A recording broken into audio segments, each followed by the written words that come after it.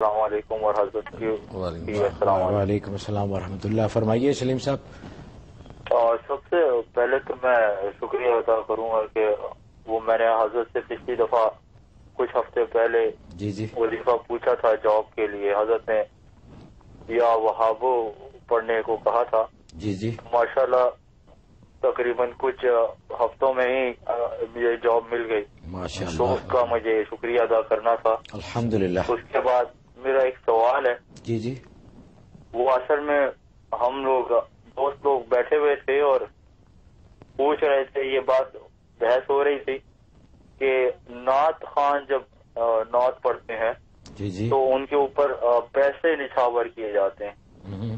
تو کچھ دوست کہہ رہے تھے کہ یہ خلاف ادب ہے کہ وہ نعت پڑھ رہے ہیں اور یہ تو اچھا نہیں ہے طریقہ پیسے ایسے پھینکنے کا.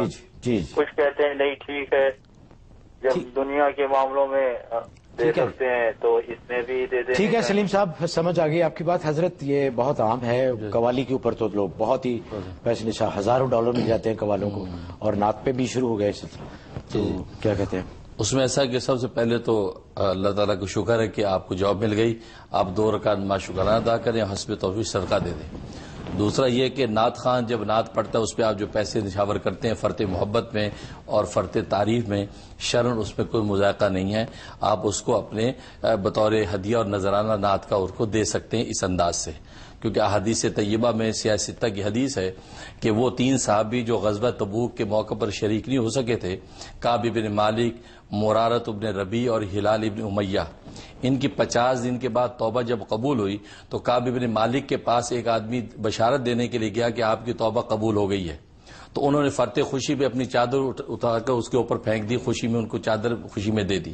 تو اس سے جو ہے محدثین یہ ثابت کرتے ہیں کہ نذرانہ نعت کا دینا اس میں کوئی مذاقہ نہیں. وہ الگ بات ہے کہ یہ قوالیاں وغیرہ ان کا شرعی غیر شرعی ہونا وہ ایک الگ بحث ہے, لیکن کسی کے اچھے کلام کے اوپر انعام اس طرح دے دینا, نچھاور کرنا, اس میں شرعاً کوئی مذاقہ نہیں, جائز ہے. اچھا ناظرین,